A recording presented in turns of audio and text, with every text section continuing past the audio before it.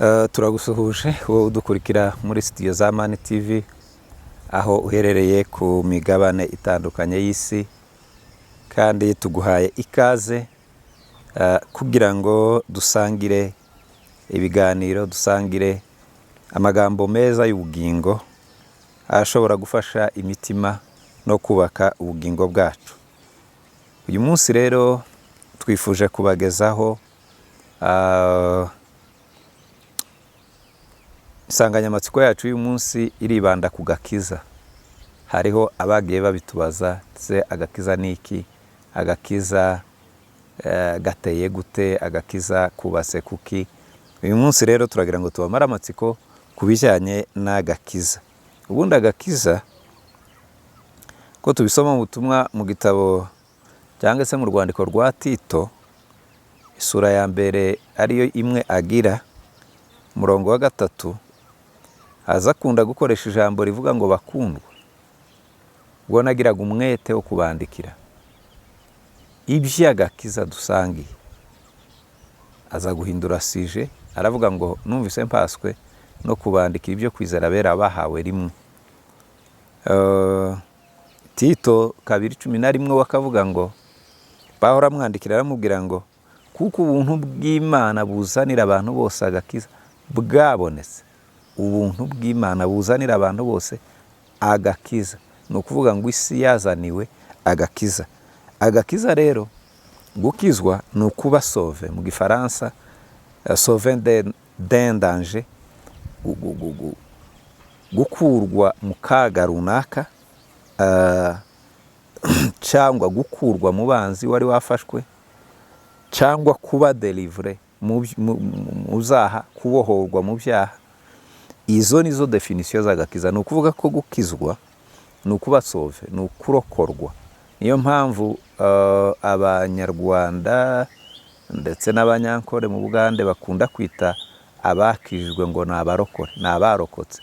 Ni abantu barokotse umujinya, barokotse urupfu, barokotse kurimbuka, barokotse bari mu maboko y'umwanzi, baba delivré. Ibyo nibyo bita rero, icyo nicyo bita agakiza, gucungurwa, abacunguwe. Iyo bavuga gucungurwa, ni umuntu wari wafashwe bugwate cyangwa wari wafunzwe. Ababaye muri Kongo ndetse n'ibindi bihugu birya ruswa, umuntu arafungwa yakoze icyaha cyangwa ntacyo yakoze, hanyuma abantu bagatanga amafaranga ikiguzi, uwo muntu agacungurwa. Ayo mafaranga bakayasigarana bakarekura wa muntu. Icyo nicyo rero bita agakiza. Iyo bavuga ngo umuntu yakiriye agakiza, uwo muntu aba yaracunguwe, aba yaravuye mu bubata, aba yaravuye mu bugwate runaka yararimo. Ibyo nibyo bisobanuro bikeya twotanga ku byerekeye agakiza. Nyuma rero ndi bwibande cyane ku nkingi z'agakiza. Agakiza rero kubatse, gateretse ku nkingi 3 cyangwa ku mashiga 3. Ibi nibyo bifasha agakiza rero, nigo rufatiro, niwo musingi w'agakiza. Donc umusingi wako nyirizina cyangwa umusingi nyakuri w'agakiza ni Imana. Musingi cyangwa se fondation y'agakiza ni Imana. Ariko rero aka gakiza gateretse ku mashiga 3 cyangwa se gafashwe na pilier, arizo nkingi 3, arizo tugiye kuganiraho uyu munsi.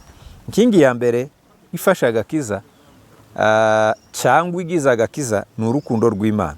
Pendo wa Mungu usio na mwisho, usio na kiasi, usio na kikomo. Urukundo rw'Imana rero niryo shiga rya mbere ryubatse agakiza. Uru ni urukundo rutarondoreka. Hari umuririmbyi wavuze ngo rusumba izuba, rusumba ukwezi, ni kuzimu ngo rugerayo. Undi muririmbyi aravuga ngo inyanja zose zoba wino, ijuru ngo naryo rikaba impapuro, ibyatsi byose byo ku isi bigahinduka amakaramu.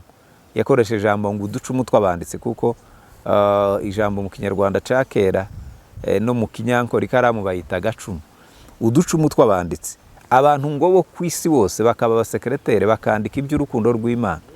Ntibo birangiza, ntibo bihetsa, ahubwo ngo izo nyanja zokama, ayo makaramu agashira, abantu bose bagata ibikongoro batarahetsa kwandika urukundo rw'Imana.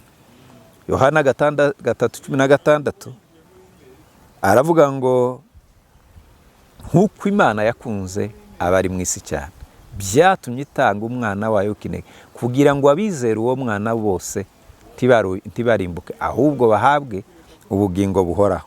Muri Kristo Yesu rero niho tubonera urukundo rw'Imana, kubera ko Imana yakunze abantu, yatanze ico yari ifite, yarabibye. Imana yarabibye, yari ikeneye abakristo benshi, itanga Kristo umwe yari ifite abigishoro kugira ngo Imana ibone abakristo benshi.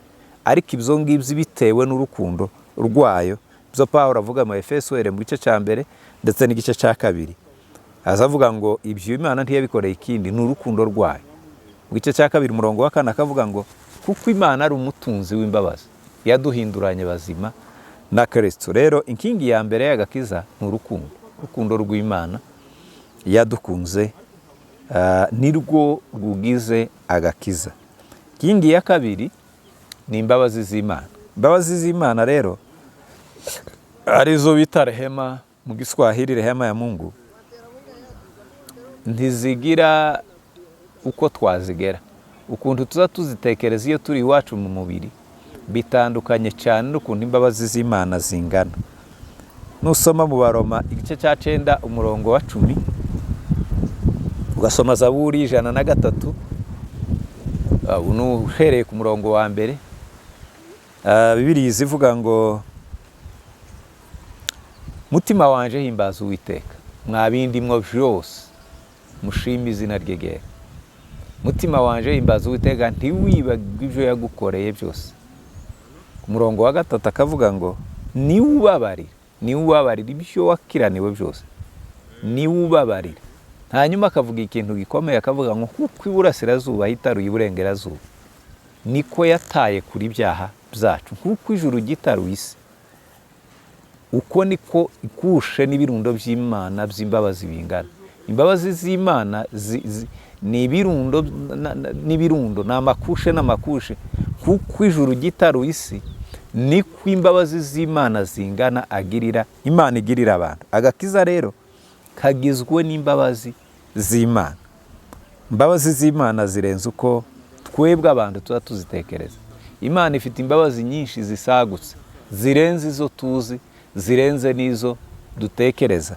Niyo mpamvu twebwe tunanirwa kubabarira, ariko Imana yo ifite imbabazi nyinshi. Kubwa Yesu Kristo yatanze, muri we hari huzuye imbabazi. Iyo ni inkingi rero ya kabiri y'agakiza. Bamva agakiza gakomeye nuko gafashwe n'urukundo, kagafatwa n'imbabazi. Hanyuma inkingi ya gatatu ni ubuntu bw'Imana, ariyo neema ya Mungu, vugwa mu Efeso igice cya 2 uhereye ku murongo wa 4. Tito igice cya 2 umurongo wa 11 twari twahavuze, haravuga ngo ubuntu bw'Imana buzanira abantu bose agakiza bwarabonetse. Ubwo buntu bumaze kuboneka rero buduhanira kureka kutubaha Imana kose. Ubuntu bw'Imana rero Pawulo yarabivuze mu Baroma mu gice cya 6, aravuga ngo se tugume dukora ibyaha kugira ngo ubuntu busage, kubera ko ubuntu ari bwinshi biduha umudendezo. Aravuga ngo tibikabe. Ubuntu bw'Imana rero ni inkingi ikomeye y'agakiza. Ariko ubuntu rero ntabwo budupermeta, ntabwo buduhangura, ntabwo buduha freedom, ntabwo buduha liberté yo gukora ibyo twishakiye. Ahubwo ubuntu buratulimita, ubuntu buratugarura, ubuntu butubuza kureka gukora ibyaha. Niyo mpamvu Pawulo abivuga haba mu gice cya 6 cy'Abaroma, haba mu gice cya 2 cya Tito ya murongo wa 11, yavuze ko ubuntu bwabonetse. Ariko ubwo buntu bumaze kuboneka buduhanira kureka kutubaha Imana kose, butubuza kureka ibyaha byose. Ni ukuvuga ngo bwarabonetse, ni umuti. Ubuntu bwaje ari umuti, ariko uzokiza abantu bawunyoye bonyine. Ntabwo umuntu yajya muri farumasi cyangwa mu bitaro ngo baguhe umuti wa malariya, numara ugeze mu rugo iwawe uwubike mu gikapu cyangwa mu kabati ngo uwo muti ugukize. Uwo muti ukiza ni remede, ukiza gusa bawunyoye. Iyo medikama cyangwa iyo kire y'agakiza ikiza abantu bakakiriye bakemeye. Ariko rero utemeye ubwo buntu ntashobora gukira. Niyo mpamvu twari tuvuze ngo ubuntu buzanira abantu bose agakiza bwarabonetse. Ariko ngo umare kuboneka rero abantu bamwe barabwemera barabwakira, abandi baranga. Abo bose bamwemeye. Ubutumwa bwiza bwa Yohana igice cya mbere uhereye ku murongo wa 12, abo bose bamwemeye yabahaye ububasha bwo kuba de devenir, apana bwo kwitwa, bwo kuba abana b'Imana. Kandi aravuga ngo niko biri n'abana b'Imana koko. Rero bavandimwe inshuti zacu badukurikira kenshi muri Tuzamani TV, uyu munsi twari twifuje kubabwira ku byerekeye agakiza dusangiye, ako twahamagariwe, akadukuye mu bubata bw'ibyaha, tumenye neza inkingi zigize agakiza. Agakiza rero kubatse n'urukundo, kubatswe n'imbabazi z'Imana hamwe n'ubuntu bw'Imana. Nta rukundo nta gakiza, nta mbabazi nta gakiza, nta buntu nta gakiza. Ni ukuvuga ngo agakiza naho kazingiye, kari mu mbabazi z'Imana, kari mu rukundo rw'Imana, kari mu buntu bw'Imana. Kandi ibyo bintu bitatu nabyo bihambiririye hamwe ni nk'umugozi w'inyabutatu. Ni ukuvuga ngo hatari urukundo nta buntu buba buhari, hatari ubuntu nta rukundo, hatari urukundo nta mbabazi. Ni ukuvuga ngo ubuntu, imbabazi, urukundo byose ni umugozi umwe, ari wo mugozi rero uhambiriye agakiza tugendana, agakiza tubana nako. Imana yakaduhaye rero ibitewe n'ibintu bitatu. Imana yaduhaye agakiza ibitewe n'urukundo rwayo rutagira akagero. Imana yaduhaye agakiza bitewe n'imbabazi zayo zitarondoreka, zitobarwa, zitoharurwa.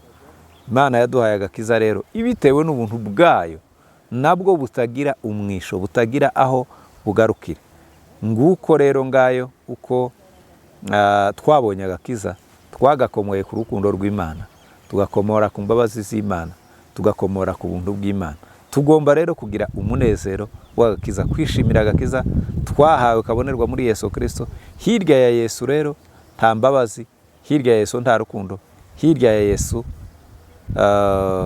nta buntu. Iyo bavuga ubuntu baba bavuze Yesu Kristo. Iyo bavuze imbabazi ni Kristo. Iyo bavuze urukundo ni Kristo, kuko niwe, muri we nimwo byose bikubiye kandi nimwo byose bibonerwa. Imbabazi zibonerwa muri Kristo, ko mu isezerano rya kera nta mbabazi zahabaga, habaga icyaha n'igihano. Ariko muri Kristo nta bihano ni imbabazi. Ni ukuvuga ngo muri Kristo ni icyaha, imbabazi, ariko byose bitwikiriwe n'urukundo. Kandi urwo rukundo rero twarumenye ubwo Imana yatanze Yesu Kristo. Cyo ni ikimenyetso gikomeye cerekanye ko Imana ikunda abantu. Hanyuma rero tukaba tubashimiye gukomeza kudukurikira, tubifuriza umunsi mwiza wuzuye umugisha, wuzuye imbabazi, wuzuye urukundo, wuzuye ubuntu bw'Imana.